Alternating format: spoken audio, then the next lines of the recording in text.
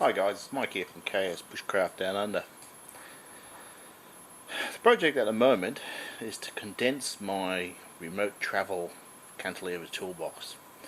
I've been carting this around for close to 40 years and it's certainly saved the bacon on many occasions, not just for myself but fellow travellers.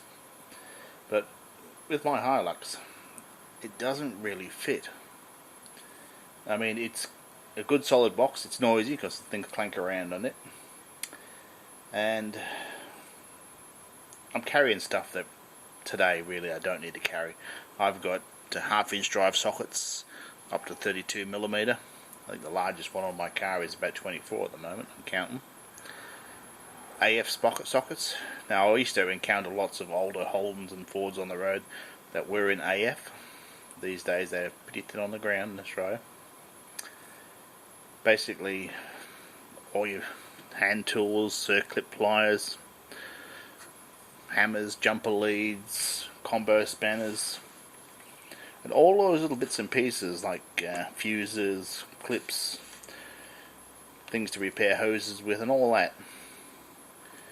It's all good stuff. Now a few months ago I got one of these Atlas46 tool rolls for the sockets. So I thought, really, for me, I'm not cracking head bolts off. I'm not going out there to be a mobile mechanic. So I've got an entire 3/8 drive socket set and some torque bits all in this nice compact roll. So my thoughts were, I've got this and a basic set of hand tools that lives in the car all the time. I will condense this down to a vehicle appropriate set and save a fair bit of weight and space, and I think it should work out really quite well. But I'll need to prioritise the stuff that I'm going to put in this tool roll, because it doesn't have the capacity, or it wouldn't appear to have the capacity that this does. So I think it's going to be a worthwhile project. I really do, guys.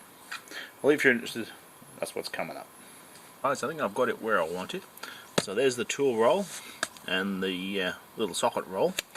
It's a neat fit under the seat.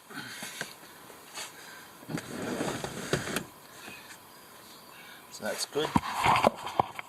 So when the seat's in its normal position, it's all hidden. I'll probably secure it with a cable. Normally the socket roll lives under that secure rehatch there. It has a armoured door on it. So pretty pleased that I've got it about where I want it. Well guys, I think we're just about got it sussed. I've got this kit down to where it'll slide under my seat, which is where I want to put it when I'm travelling. It won't live in the car all the time. I've got a basic kit for that. So what I did, I went back through about 35 odd years of remote travel, and I went through what dramas I've encountered. And typically most of my dramas are revolved around tyres, punches, leaky valves, torn off valve stems, rolled off the bead. Now I have a separate kit for handling tyres and a compressor on board. So crank batteries, dead, dirty terminals, absolutely, well, physically cracked, so it leaked. But if you're backing your tyre pressures down for rough roads, you shouldn't have those problems, as in the dry and the cracked. Fuel filters, air filters, dirty, water blocked, dusted. Yeah, that's probably the next in line, followed by belts, hoses, and the coolant system. Wheel bearings. I've never had problems with wheel bearings on cars. I've had problems with them on towed vehicles, particularly trailers. So unless you're running giant wheels and tyres, I wouldn't worry about wheel bearings. Universal joints, I've never replaced a greasy one. I've replaced plenty of dry ones, but never a greasy one. Water in the fuel and the differentials, so you need the tools to be able to drain out your diff oils and stuff. Animal strikes, well, you're not going to do much about those. And minor electrical problems seems to be always in the accessory stuff, or the toe socket, or bolts that are shaken loose. So that's roughly what problems I've encountered. So I went through the car and worked out what I need to do those type of maintenance jobs, those type of repairs. and come up with a kit that's a reasonable compromise. You cannot carry everything. You're not going out there to be a mobile mechanic. So in the top pocket, file, small saw. Carry a couple of spare hacksaw blades. If you do have to borrow someone's hacksaw out the bush, at least have your own blades. A smaller than a light ball peen hammer. If I need to hit something really hard, I can use the axe. And a decent cold chisel. Now that can be used as a drift to knock out bearing shells. And normally, which is missing at the moment, a set of sheet metal shears. So down here in the pliers, I've got a Sog multi-tool from needle noses. There's little tools in there. Small set of water pump pliers. Good set of side cutters. A multi-fit here, or multiple heads circlip pliers. A really good set of electrical pliers with side cutting on, because you're going to be cutting up wire and baling stuff up. And I've got a 1/2 inch drive breaker bar in here. This is a really good one because it takes socket extensions in the base. If you really need to break something loose, you can go to town on that one.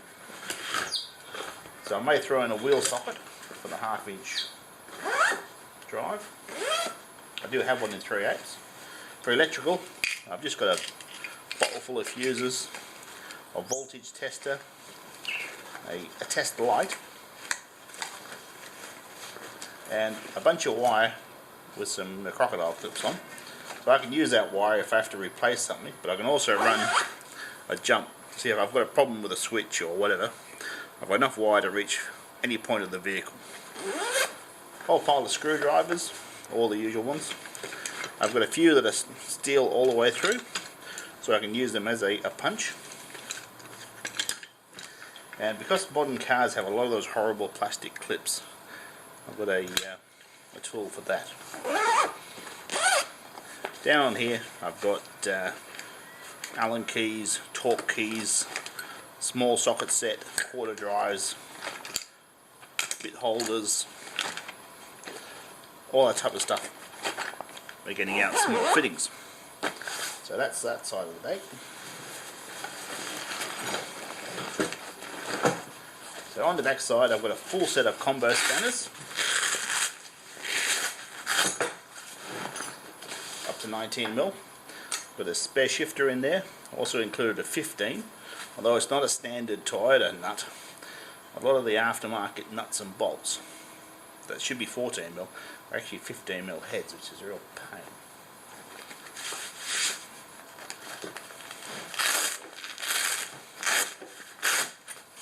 On this side I've got a small wire brush tucked in here.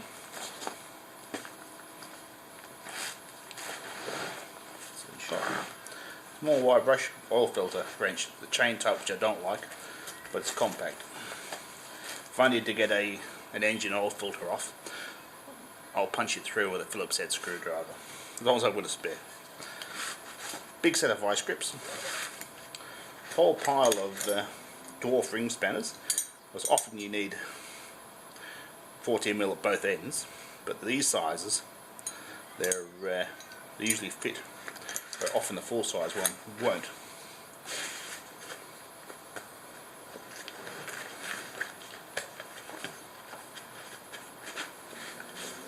Tiny set of vice grips, incredibly handy.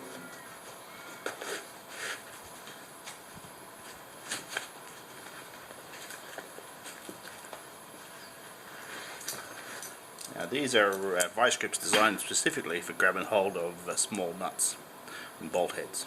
So they are really cool. Up there I've got a Camillus electrical knife, so it doubles as a scraper. Probably the first good pocket knife I ever got. Alright, so that's a pretty comprehensive kit.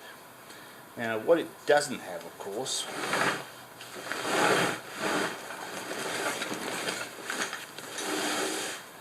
is I have a separate socket set. So I've got it in 6-point, in 3/8 drive, because it tends to fit. Now you won't be cracking head bolts out in the field, so it's better to have a socket set that actually fits. And I prefer 6-pointed, because there's a bit more wiggle room if the nuts aren't a perfect size. So that lives in the car all the time. This will be going in the car only for trips. So normally in my big toolbox I would have stuff like this: hose clips, stud nuts, rather than carrying spare bolts. So I'll need to set up another bag with all the stuff for doing field repairs. I mean, you can't carry everything for field repairs, otherwise you'd be towing a second car. But hoses, bits of hose, things like these joiners, where you can, normally only one end of the hose goes, normally on the engine end. So it'll allow you to replace heater hoses, fuel hoses, all that field repair stuff. So that'll be a separate video. Anyway guys, hope you like this one. Thanks for watching. Bye for now. Okay guys, I forgot to mention that I always carry one of these jump packs. Now this is a capacitor jump pack, so it doesn't require you to remember to keep it charged. It'll actually jump start a car off a flat battery, off its own flat battery. So it's really a bit of mad science. It's nice and light. I've kicked over a 5 litre Toyota V8 diesel with this pack, and it does a fabulous job, it really does. So rather than using jumper cables on modern cars, which people get squirrely about, it's quite a good piece of kit.